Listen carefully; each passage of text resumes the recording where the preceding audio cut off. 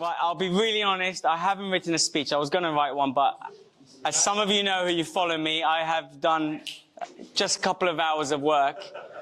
And yeah, I didn't manage to do a speech, so I'll try and blag it as best as possible. Do you want a short or a long version? Which one do you want?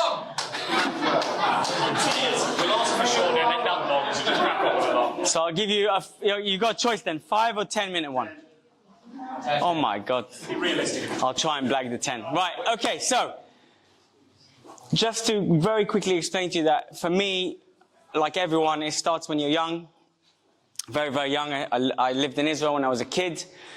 It was a bit of a completely different lifestyle back then in Israel, and I was a lot on the streets and causing mischief. I hope my kids are not listening. You're good boys, stay good boys, they never change.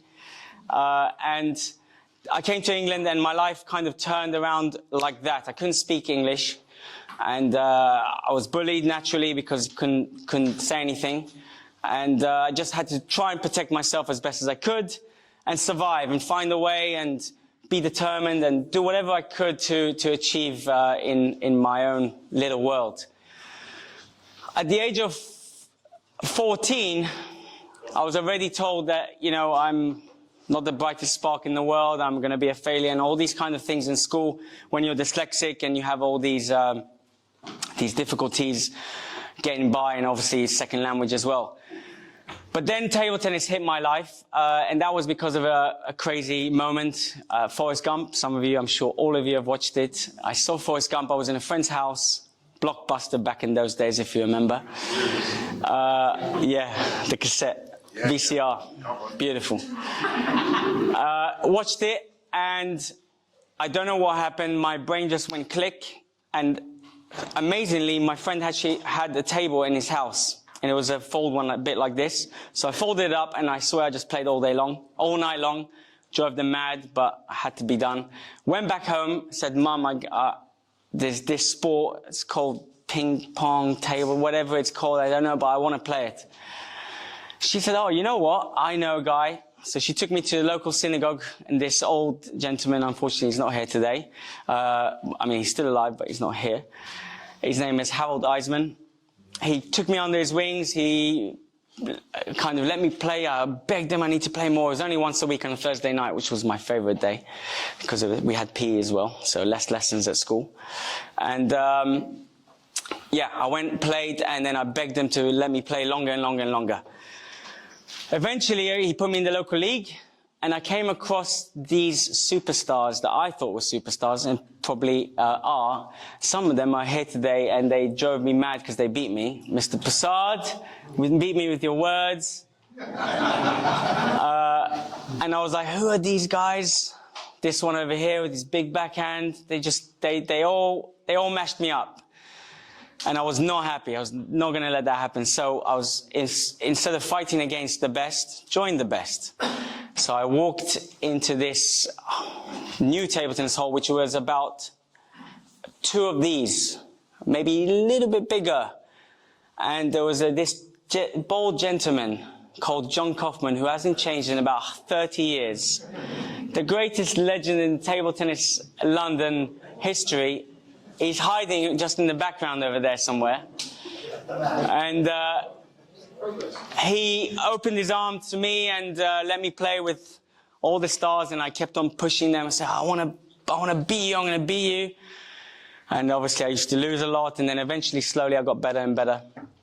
And then I went abroad and played in France full-time, professionally, and my eyes completely opened once again to the professionalism of the sport. Over here, unfortunately, it's not quite as professional as I would like it to be. And I thought, right, here's the vision, full-time centers, and you can play as much as you want, and it's just amazing. And you get paid to play. So I was like, can't get better than that. So my vision was, okay, if I can't be a top player, which was it's really difficult, as you can see, it takes years of dedication to be a world-class player, and a player that can actually genuinely make good money needs to be a top 100 in the world. Top 10 in the world make millions. Top 100, they can make hundreds of thousands, but top 100 in the world, second most played sport in the world, you can imagine it's not easy. So I came back to England with tail in between my legs. I can't be a top player. What am I going to do with my life? And my coach then, who I worked with in London Bridge, we used to train in a shed with a bunch of players. There was one table, and we always jumped on, begged to play. And he said, you know, I'm quitting my job, I'm retiring, you can have my job. So he gave me his job at the school, which was King's College School, private school down in Wimbledon. And I started coaching there, and my passion for the coaching side became much greater than playing. And I just thought, okay, if I can't be world champion, let me create a world champion. And then that's kind of how the ball rolled from there. I then went on to a local club over here, Barnet Tableton Centre. And I became head coach there for 4 or 5 years. And I met this phenomenal bunch of young kids that I made into national champions, world-class players. And it was an amazing journey back then. And then very quickly, slightly off subject, one guy comes in, I want coaching. I was like, okay, who are you? He was like, I need coaching every day. I was like, okay, fine, I'll coach you every day. It was good for me, you know. I said, why are you playing so much? You're a beginner. And he's like, oh, I'm just playing like a little tournament. Okay, what tournament? Why you're training so hard? It must be important. So he goes, yeah, it's just like a, you know, £10,000 entry tournament. I was like, excuse me? Yeah, £10,000. But you can't have been a professional player. You can't have played in leagues. You can only be a recreational player and play this tournament. So £10,000 entry. And I'm coaching him, and then we walk into the Lord's Cricket Ground, and I look around, I do my scouting. It's yours, Michael.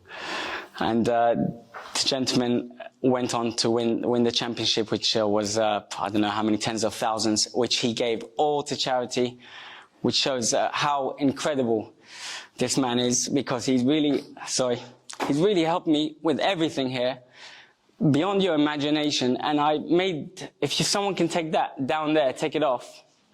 I made this specially for him.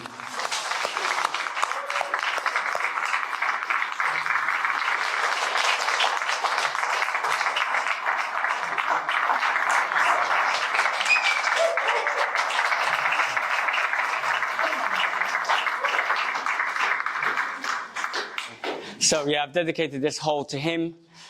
Genuinely, he has been like a godfather to me, and he's been an inspiration to me and helped me, guide me, and supported me along the way.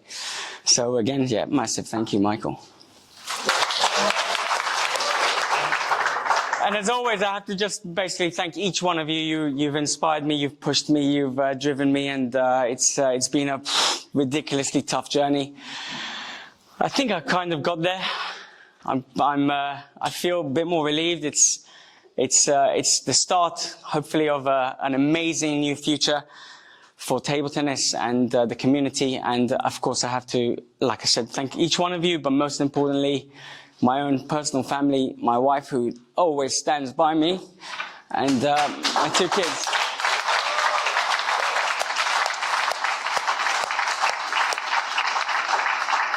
That's probably enough, otherwise I'll cry too much. So again, yeah, just thank you guys. Thank you. Thanks.